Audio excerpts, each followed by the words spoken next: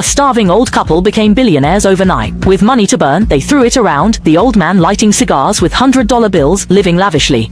But even then, the old couple lived a hand-to-mouth life. The old man, a skilled shoemaker, had been unlucky. He hadn't sold shoes in ages. His cobwebbed wallet was empty, and only a hard biscuit remained. Starving for 2.5 days, they couldn't bear the hunger. They decided to splurge, sharing the biscuit. But just as they were about to eat, a knock came from the window.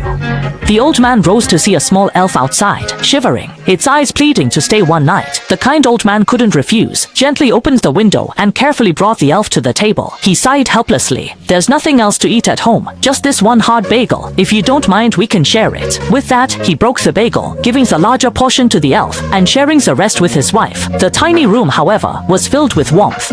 The little elf dipped into the teacup's green tea, eating heartily, his face full of satisfaction, thanking them constantly as he ate. The three unfortunate souls warmly finished this humble yet heartwarming meal. The old couple never imagined this heartfelt kindness would not only earn the elf's polite thanks, but also hide their life's greatest surprise. After night fell, and all was quiet, the old couple, supporting each other, blew out the candle and fell fast asleep.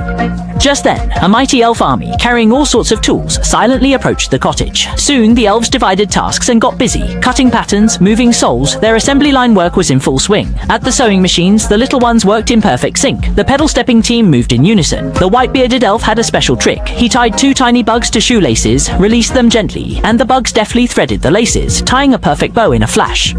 The little elves, crafting up a patterns, placed the shoe in the mold. A gentle press, and the fine designs clearly appeared. The sole-nailing elf seemed groggy. One hammer swing, and he not only missed but hit his own head. He looked closely. The nail was right there. Well then, he'd just move. Another swing, and good heavens, he fell asleep.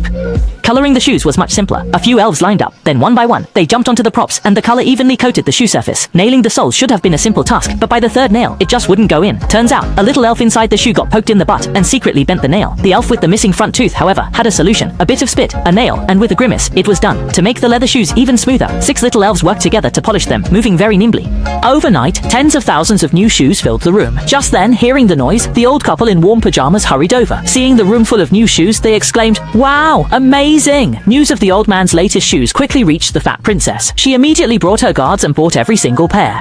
Overnight, the old couple became billionaires, with money to burn, literally throwing it around the house. The old man even used banknotes to light his cigars, living a life of lavish indulgence. To make work easier for the elves, the couple spent a fortune building them an exclusive workshop. As soon as they heard dinner, the elves dropped their tools and rushed to the table. The old wooden table had been replaced by a new one, piled high with endless cookies, filling the air with a sweet aroma.